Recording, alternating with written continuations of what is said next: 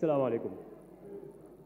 Monsieur le Président de l'Assemblée nationale, Monsieur le ministre du Travail, chers collègues députés, tey dama bëggoon ñu waxtaan ndax article 8 bu Constitution dafa permettre doomu aadama mu far mu bokk fenn ñu nangul ko ñëpp waaye bésu tey bii nii ku ci laal sa poche génne carte nationale d'identité moo fay génne te loolu ñun ñoo ko bokk nga bokk APR nga bokk Yewwi nga bokk Taxawu ngay non inscrit Sénégal moo aye tey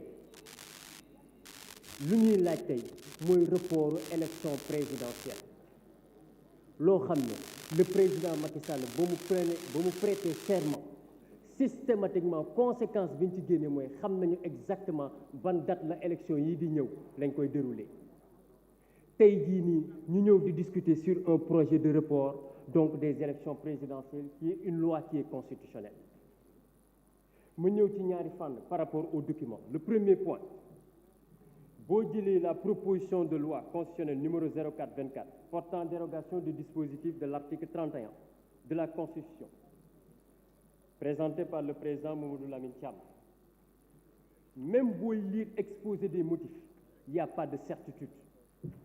Ci biir exposé des motifs il y a une contradiction. Je m'explique. On vous dit que la présente proposition de loi vise à modifier l'article 31 de la Constitution de la République. Nous continuons. Le préambule de la Constitution du Sénégal consacre le droit à l'égal accès à tous les citoyens sans discrimination à l'exercice du pouvoir à tous les niveaux. Le processus électoral de l'élection présidentielle du 25 février 2004 est émaillé d'incidents, de contestations suite à l'élimination et la validation de plusieurs candidats, des dysfonctionnements graves, récurrents, dont les effets sont toujours en cours, ont aussi été relevés. Relevés par qui et par quelle juridiction? Le contrôle du parrainage a permis de relever les manquements graves liés au fichier général des électeurs et aux défaillances techniques du logiciel de contrôle de parrainage, lesquels doivent être définitivement purgés. Pourtant, c'est ce Conseil constitutionnel, c'est ce logiciel-là moo tax ay liste principale bañ a dem élection ay liste secondaire ñëw Assemblée nationale mooy ñi ngay gis nii kenn waxul. La situation a créé j'insiste, Monsieur le Président, sur cette partie-là, ce paragraphe. On vous dit que cette situation a créé. On constate la situation.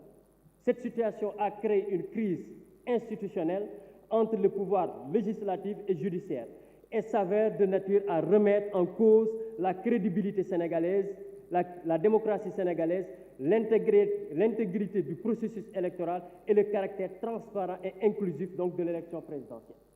Paragraphe bi ci tegu ñu ne la pour éviter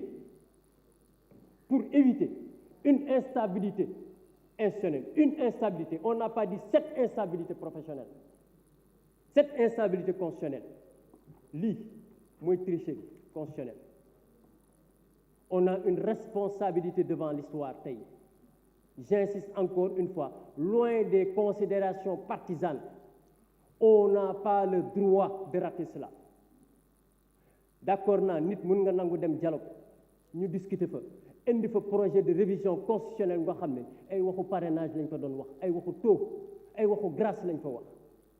lii ndeyu waxtaanu tey jii nii amul fenn yoon fu ñu doon wax waxu nationalité, amul fenn fu ñu doon wax waxu rejet à cause de ces nationalités. Pourtant il y a des candidats yi nga xam ne dañ leen recalé, mais on ne peut pas aujourd'hui bloquer un processus électoral qui engage des élections présidentielles amul fenn sur la base de suspicion. nañu waxante dëgg dafay sérieux. Suspicion ñu arrêté dëkk lëm plus de 7 000 milliards de budget bloqué parce que lan moo tax suspicion. ma nangu ñu créer une commission d'enquête parlementaire, d'accord, mais qu'on la laisse travailler. Mais une commission créée il y a même pas une semaine ñu bëgg fee bâcler na dañuy dem pour lan déroger à ces élections-là. Ana décret bi ana décret bu koy justifier.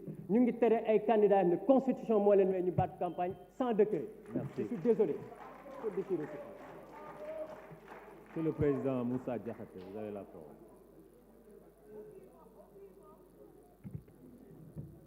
Merci, Monsieur le Président. Rappelez juste à notre collègue que l'exposé des motifs ne fait pas partie de la loi. C'est juste un prétexte pour étayer les lois. Leneen li ci des yëpp, c'est un commentaire de texte. Je demande qu'on poursuive les débats. Monsieur le rapporteur. Monsieur le Président, je demande la poursuite des travaux. Merci. Quels sont ceux qui sont pour son adoption?